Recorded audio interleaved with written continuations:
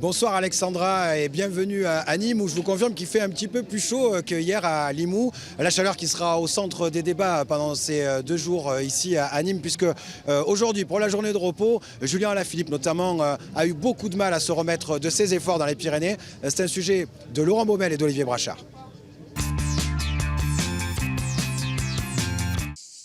Des camping-cars flamands encerclent le camp retranché du Centurion Alaphilippe sur les hauteurs de Nîmes.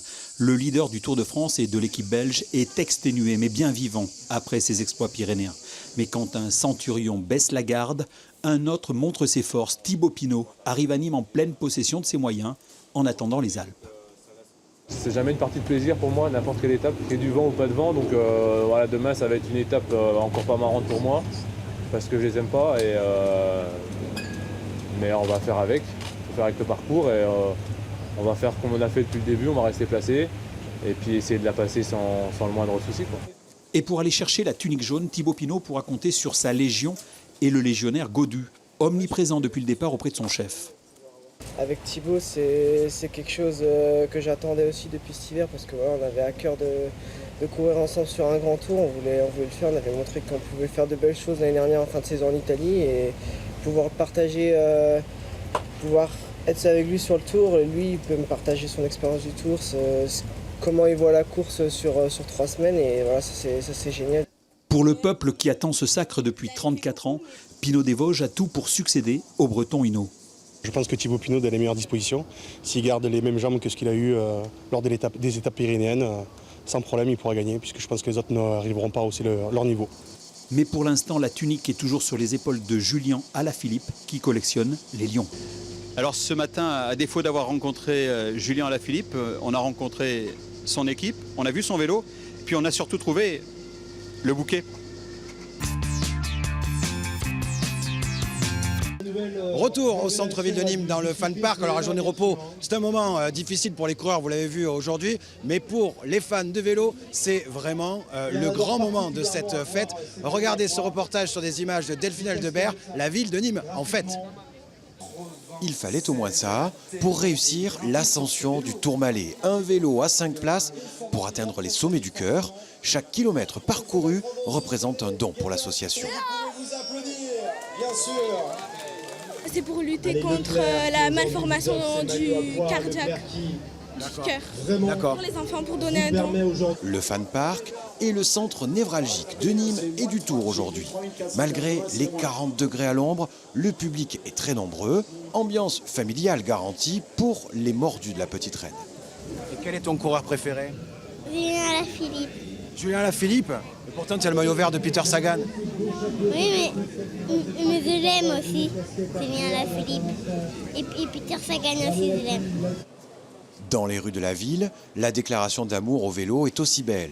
Les Nîmois se sont grimés et forment un peloton bariolé. Les commerçants ont suivi et ont décoré leurs établissements. Il y avait un concours des commerçants, on y a joué le jeu avec un ami qui fait des vélos juste à côté, Morgan. Et c'est vrai que la rue s'est mise à l'heure du tour. Toutes les places de la ville sont animées. À la Maison Carrée, les courageux peuvent s'initier au trial et au freestyle avec des champions de la discipline. On profite aussi du Tour de France pour faire partager des disciplines peut-être des fois un petit peu marginales, que le public n'a pas forcément l'habitude de voir. Ce soir, Nîmes va faire la fête. Des concerts gratuits animeront la ville. Un film, Le vélo de Ghislain Lambert, sera projeté en plein air au Jardin de la Fontaine. Voilà, cette journée de repos, vous l'avez vu, est un bon moment pour les spectateurs, mais tout le monde attend évidemment l'étape de demain qui se jouera entre Nîmes et Nîmes. C'est une boucle.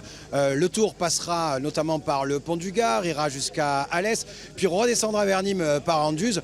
Une étape certainement destinée aux sprinteurs, mais où tout le monde attend de voir l'image du pont du Gard avec les cyclistes qui le traversent. On est allé justement aujourd'hui avec Olivia Boisson, notre journaliste web, voir comment tout cela allait se passer.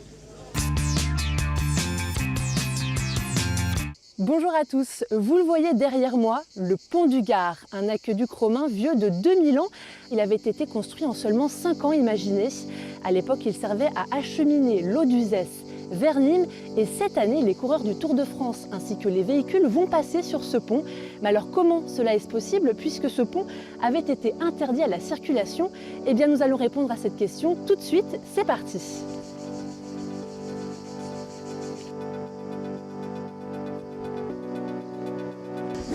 Sébastien Arnaud, vous êtes le directeur du site. On a du mal à s'imaginer que les véhicules et les coureurs vont passer ici, sur ce pont. L'enjeu majeur pour l'établissement public a été de permettre à ce tour de passer en toute sécurité. D'abord les coureurs, la caravane et permettre aux visiteurs de venir dans de bonnes conditions. Et donc on a dû faire des études pour s'assurer que le pont du Gard, que le pont Pitot qui est adossé au pont du Gard puisse supporter le passage de camions. Et cette étude a été concluante et donc on va pouvoir voir passer la caravane, le tour.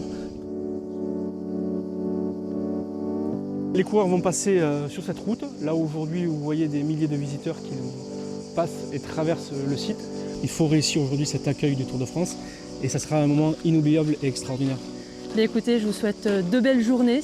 Merci. Et puis nous, on se retrouve demain pour de nouvelles aventures. À très vite. C'est ainsi que s'achève cette page spéciale Tour de France en Languedoc-Roussillon. Rendez-vous demain ici devant les arènes de Nîmes pour le départ de l'étape 16. À demain, Alexandra.